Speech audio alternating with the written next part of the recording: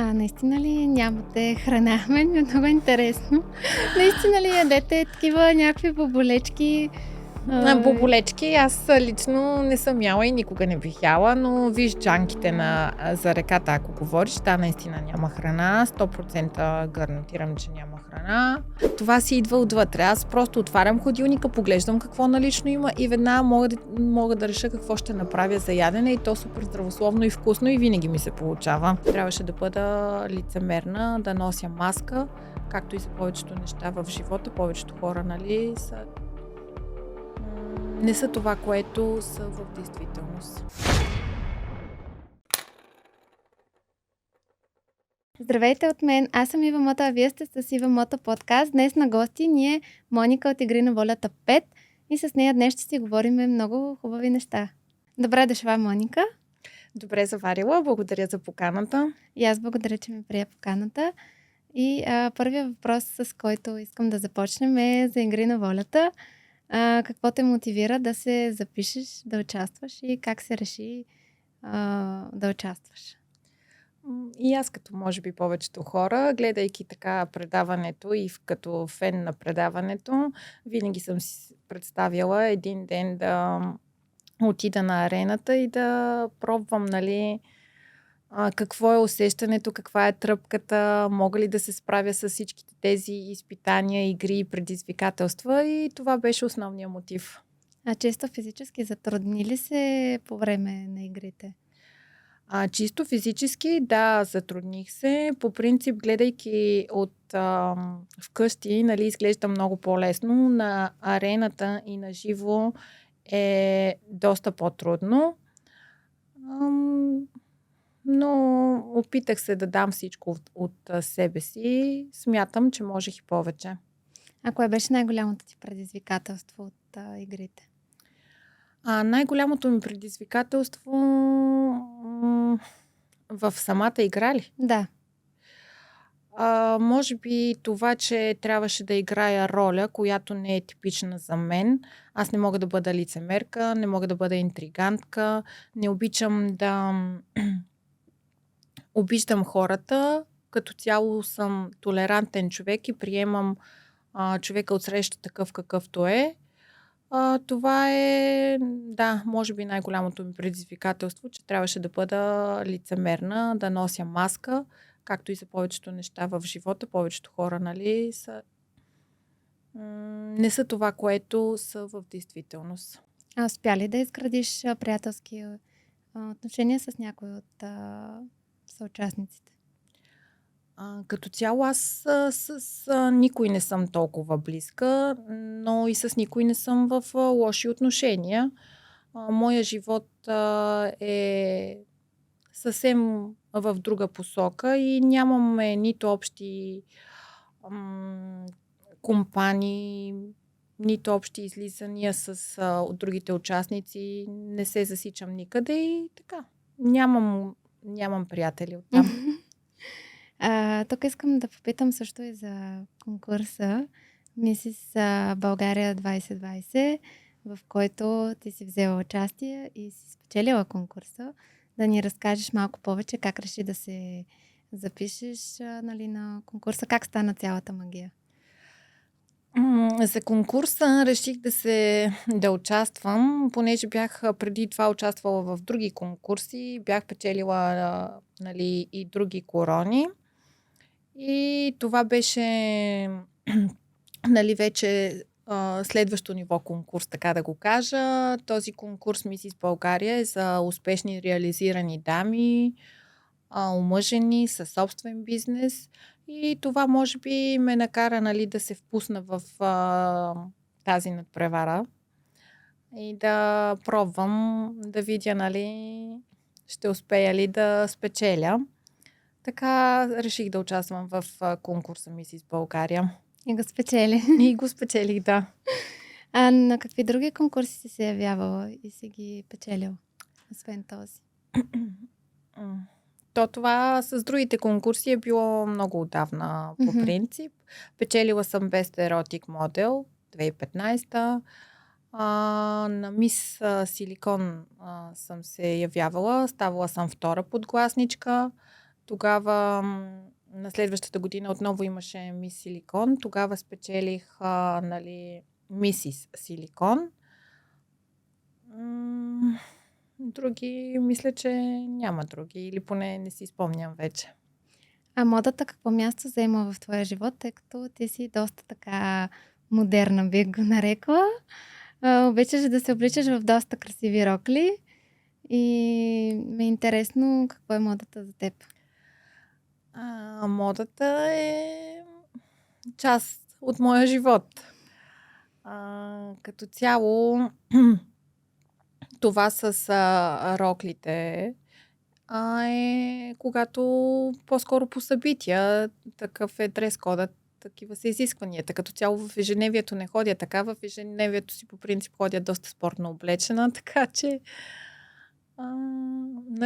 специално за роклите е било винаги за конкретен повод и събития или пък нещо като един вид, като да бъда модел на определена марка. Наскоро се върна от Дубай. Да ни разкажеш малко и за там. Дубай е една много екзотична дестинация. Много исках да посетя и Дубай.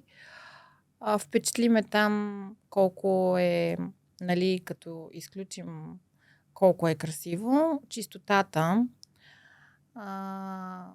Там е много, много, много чисто. Няма значение дали си по спирките, по улицата, като минавахме, защото аз бях на екскурзия, организирана, група голяма бяхме. И нашето ежедневие така беше доста забързано. От една локация веднага отивахме на друга локация да посетим, бързахме, гонихме време, но минавайки с автобуса, движейки се, екскурзоводката разказваше и когато спирахме на локация, точно едно от нещата, което ми беше направило впечатление е колко много държат, изключително много държат на чистотата, дори на най-елементарна спирка. Добре. Искам тук да поговорим и за благотворителните концерти, в които по някой път участваш и благотворителните събития. Да ни разкажеш как реши да се включи, защото не всички популярни личности се включват в такива каузи. Като цяло, аз съм човек, който вярва, че това, което носиш вътре в себе си, това даваш, това получаваш и когато правиш добро, то винаги се връща стократно към теб. Винаги, когато мога, съм искала да помагам с каквото мога. Винаги правя нещо от душа и от сърце. Така и с благотворителността. По принцип, нашия конкурс тогава Мисис България беше точно под мотото, да бъдем толерантни, да бъдем по-добри. След това получих няколко покани за благотворителни каузи, за благотворителни концерти и аз винаги съм откликвала с огромно желание, защото това просто така го чувствам, така ми идва отвътре. Добре. Това е много хубаво всъщност, че подкрепяш тези каузи. Искам да си поговорим и за красотата, която създаваш всеки ден върху дамите. Да ни разкажеш малко повече за това.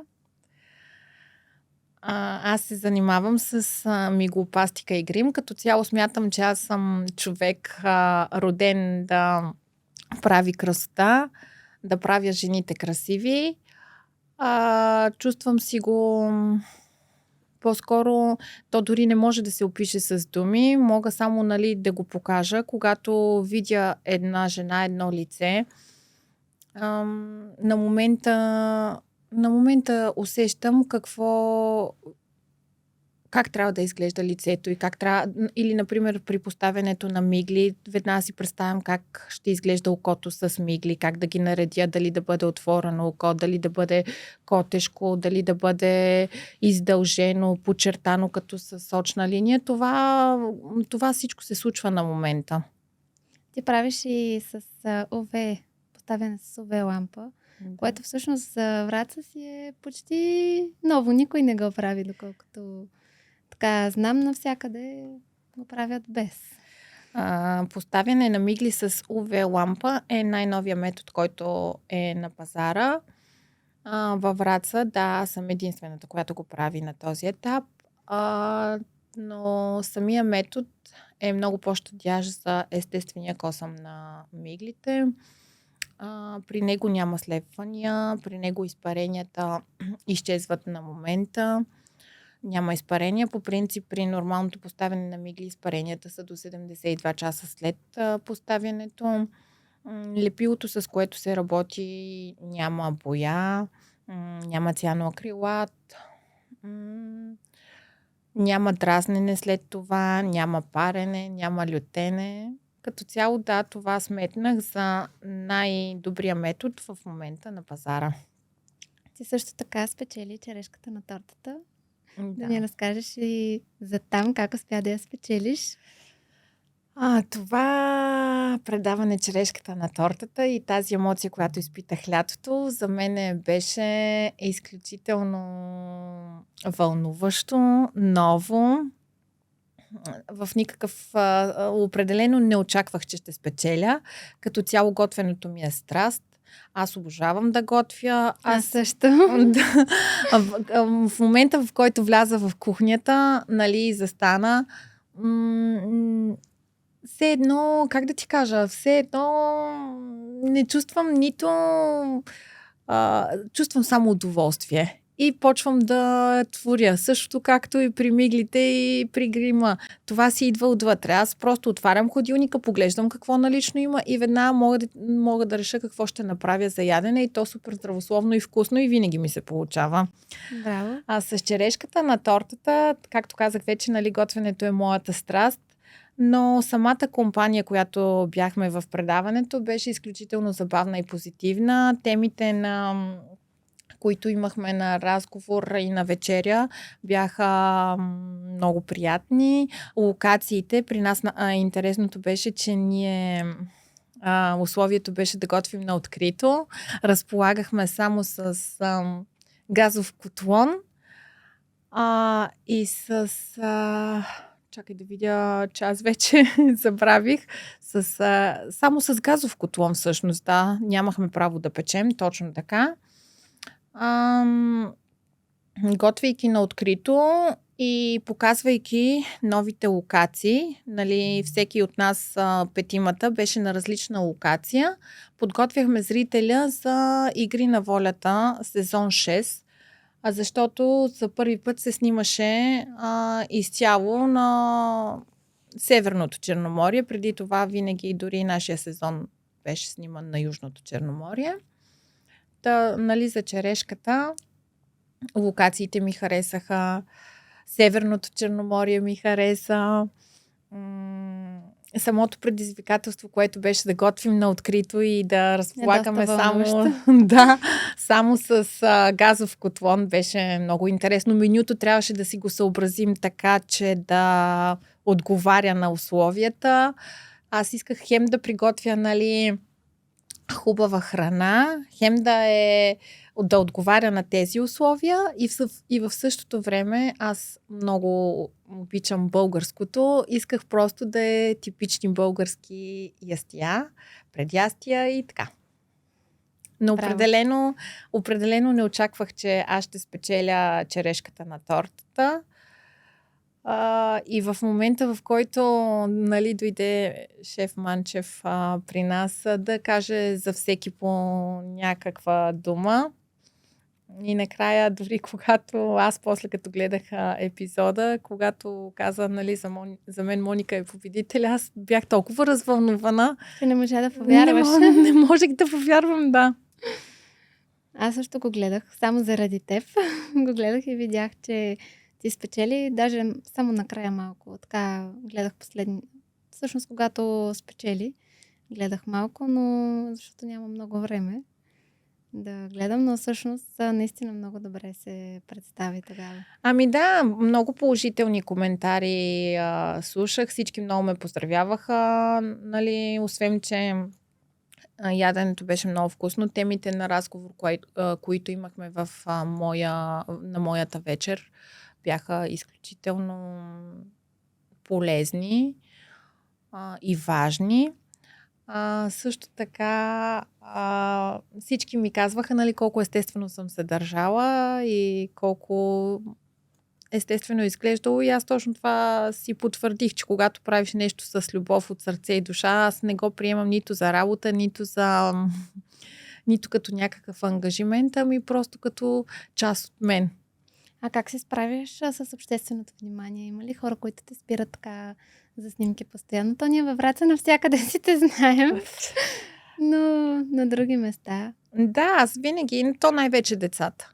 Децата много се радват, те са много искрени, те много така, нали, когато отида някъде на почивка или някъде на друго място, разпознават ме, да, и искат да се снимам. Аз винаги, разбира се. Какви са бъдещите ти планове в професионален план? Бъдещите ми планове продължавам, нали, с салона, с това, с което си се занимавам. Поставянето на мигли. Също така залагам и на имам нови уреди и така да го нарека машини в салона за оформяне и стягане на тялото. Решила съм и на това да наблегна, така че... А обмислиш ли да участваш в други телевизионни проекти или за сега не? Да, със сигурност бих участвала в други, но нещо е така позитивно, както беше черешката на тортата. Много харесвам като 2 капки вода. Харесвам просто да са позитивни. Как обичаш да прекарваш свободното си време? Един твой ден как минава? Един мой ден минава изцяло в салона. И в първия момент, в който свърша работа, отивам във фитнеса. Общо взето, всеки ден е едно и също. Както при повечето хора. Нали, след като изпратя децата на училище, ежедневните неща, оправяне в къщи и отивам на работа. Имаш ли твое любимо хоби? Нещо, което обичаш да правиш?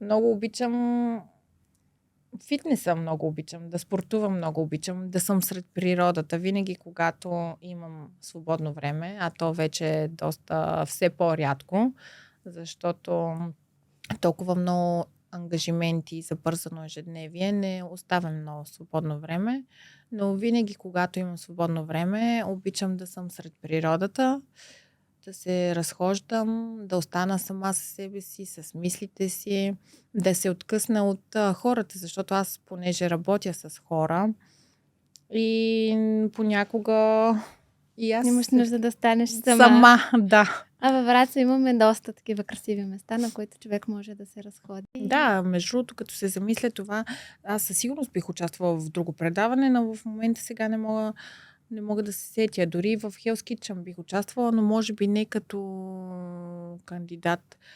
Не съм се замислила за Ергена, между другото, но там... Това щях да те попитам. Как ще коментираш Ергена, тъй като с единия Ерген сте били заедно в Игри на волята? Как ще коментирам? Гледах, между другото. Аз също. Предаването. Мартин...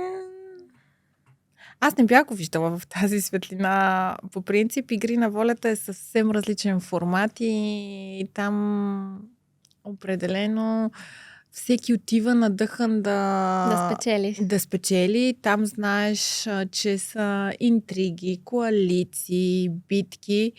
И тук изведнъж, особено първия епизод, нали, и особено в началото как подкара, той всяка харесваше, но всяка даваше роса и викам, леле, аз определено не познавах Мартин в тази светлина. Поне там не показваше, нали, че толкова харесва жените. Но тук все пак предаването е и такъв е формата. То не случайно се казва, нали? А според теб наистина ли хареса Мартина или има нещо друго, което седи за това? Ами, доколкото според мен ни я харесва, но при него, доколкото го познавам, всичко е замислено, така че може да има и някакъв друг замисъл в цялата тази история. Така или иначе, това е с предистория, така че... Да, аз съм сигурна, че той със сигурност си я познава отпреди. Да. Така че, добре. Така, какъв съвет би дала на бъдещите участници в Игри на волята? Определено, Игри на волята не е предаване за хора, които не могат да бъдат лицемери и които не могат да играят двойствена игра, така да го кажа. Така че социалната игра е много важна. Винаги да вярват на себе си, да се доверяват на себе си и най-вече да избират себе си. В такова предаване и като цяло в живота, най-важното нещо е да не губиш вяра в себе си, защото самата изолация в предаването по някакъв начин ти действа психически и може би аз изгубих увереност в себе си. Това ми изигра лоша шега в представянето ми, защото аз знам, че мога много повече от това, което показах, но така е трябвало да стане. Съвета ми е никога да не губят увереност в себе си, да вярват повече в себе си и най-вече влизайки там трябва да си подготвен да бъдеш лицемер, да се нагажда според ситуацията. Наистина ли нямате храна? Мен ми е много интересно. Наистина ли ядете такива някакви боболечки? Боболечки аз лично не съм яла и никога не бих яла, но виж джанките за реката, ако говориш, да, наистина няма храна. 100% гарантирам, че няма храна. Наистина спим на поляната и под измисления навис, който е направен. Наистина спим на чували, спални. Но виж, джанките бяха много вкусни. Дори за тях се молихме. Да. Виждайки дърво с джанка, молихме да спират да ни разрешат да си наберем джанки, защото покрай реката всички джанки бяха обрани. Понякога и джанките свършват. Значи си е истинско предизвикателство. Игри на волята не е за хора с слаби По принцип сърца. това беше другото нещо, което много исках да изпитам. Да отида първо да се поставя в условие една седмица на глад, защото, нали, знаеш, че престоя на реката една седмица сигурност няма какво да ям. В реалния живот няма човек това да си причини. Другото, което е, много исках да отида и да спа на поляната, на открито. В реалния живот няма пак отново това да си причина.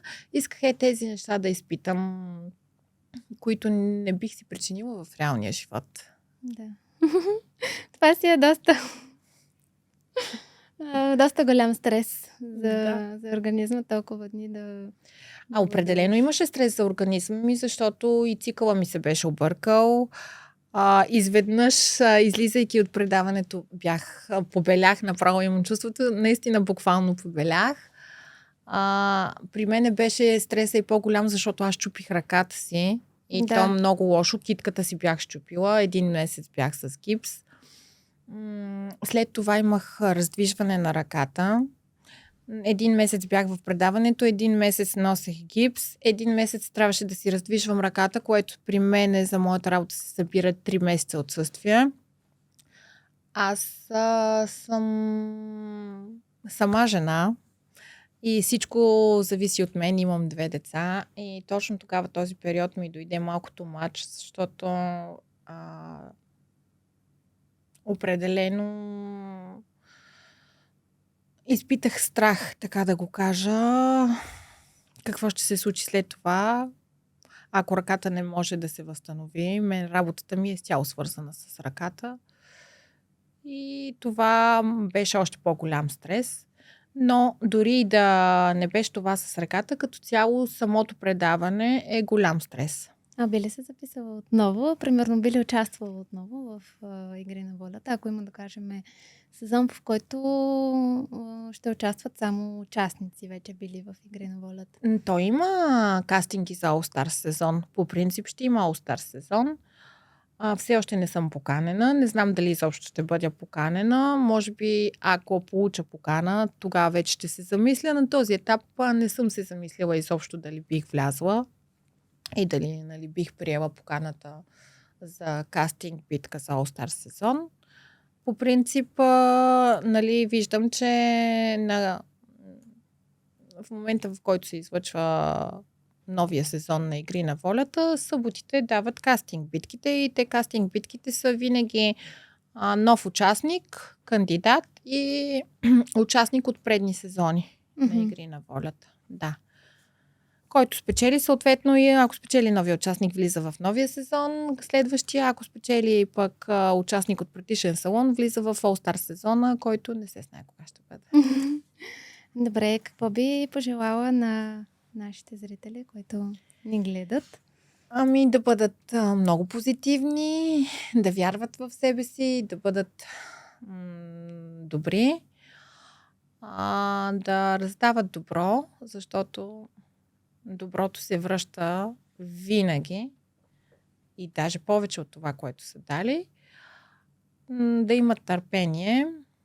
Пожелавам също така да бъдат духовно извисени и да бъдат в мир със себе си, защото това е най-голямото спокойствие на душата. Благодаря ти, че беше мой гост и че прие поканата ми днес и тук. Аз благодаря за поканата. Радвам се, че се получи такъв приятен разговор и живи и здрави, пак ще се виждаме. Да, с теб със сигурност. Много ти благодаря. А вие, ако искате още такива видеа, последвайте моя канал.